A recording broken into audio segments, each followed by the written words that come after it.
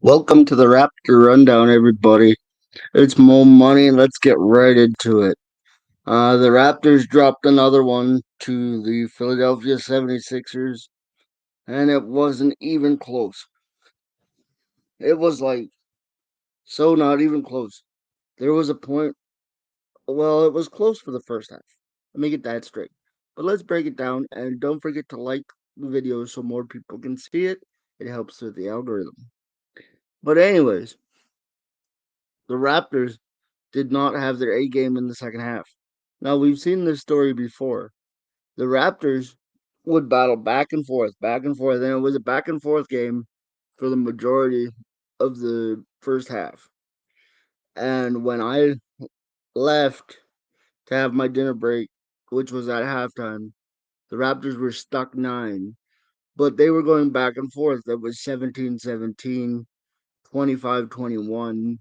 It was that kind of game. The Raptors were hitting their shots. And then, surprise, surprise, the second half happens. The Raptors battle all the way back to tie the game at 64-64. At this point, you would think the Raptors are doing a very good job until there is a technical foul, 65-64, and then a bucket, 67-64, and then 71-66, and then 73-66. And after 73-66, the uh, the 76ers took control and didn't look back. And just to give you some context as to what this game was like tonight in the association, here is what you need to know. The final score 114-99. Scotty Barnes does it again for the Raptors, and this is why I said in the At the Buzzer podcast, Scotty's their best player. 24, 8 rebounds, 8 assists for Scotty Barnes. And then Joel Embiid had 28, 13, and 7 with one block. And the Raptors went back to shooting 48%, 36% from three, 13 of 19 from three. It was not a crisp game. Out rebounded tonight 46-41. Offensive rebounds was 15 for Philly, 9 for Toronto, 21-30. They did get more assists, but here's the big one: 12 turnovers to 4, just 4 for the Raptors. Now, I have said all season long the Raptors need to cut back on the turnovers. It's their Achilles heel. Yes, it's great they push the ball. Yes, they're not as good in the half court offense. But the Raptors need to establish a half court offense that works, because you cannot afford to turn over the ball so many times. And that's just off steals. That wasn't off travels or anything. That's just 12 steals. 12 times Philly took the ball away from the Raptors.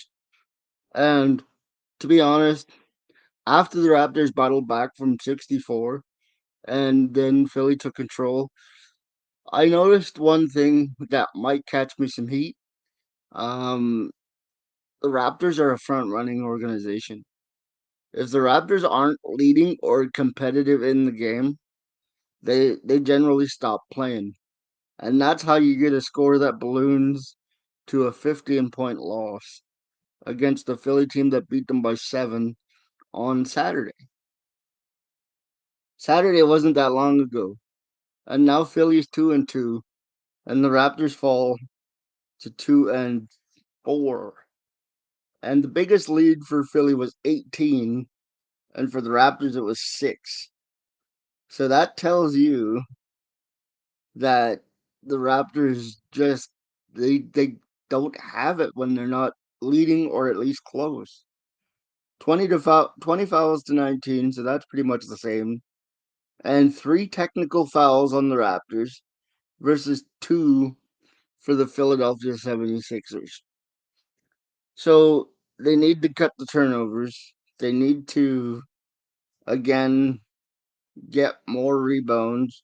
They need to capitalize on their free throw opportunities, and that's where they need to be. Jakob Pertl, 9 points, 9 rebounds, underperformed. Pascal Siakam, 10 points, 3 rebounds, 6 assists, underperformed. I gave you Scotty's numbers. OG Anunoby, 16 points, 4 rebounds, 1 assist.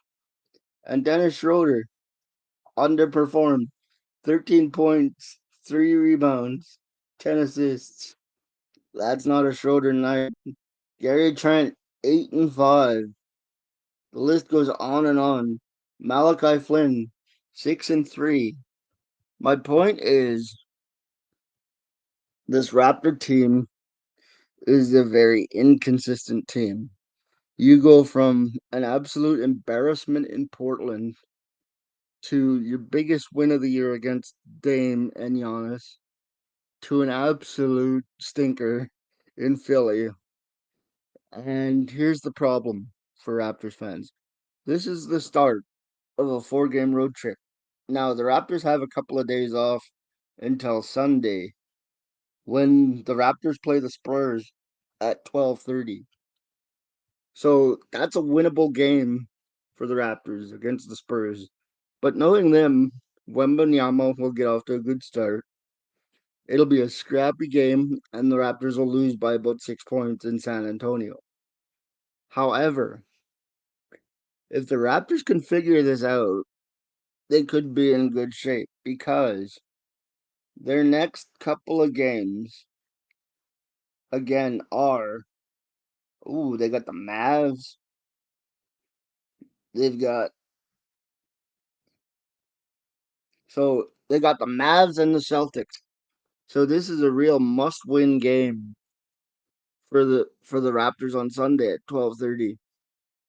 They have to beat the Spurs because they're in trouble against the Mavs and the Celtics. They don't have the firepower to compete with these teams. The Raptors, if they lose the next 3 games, oh man, it's gonna get real dangerous real fast for this season anyway. I don't know what to tell you. The Raptors need to increase their compete level. Again, drop a like on this video if you enjoy it. I haven't missed a game this season. And with that being said, until next time, may your ego come from a place that keeps you humble. Thanks for watching. I'm Mo Money. Mamba out.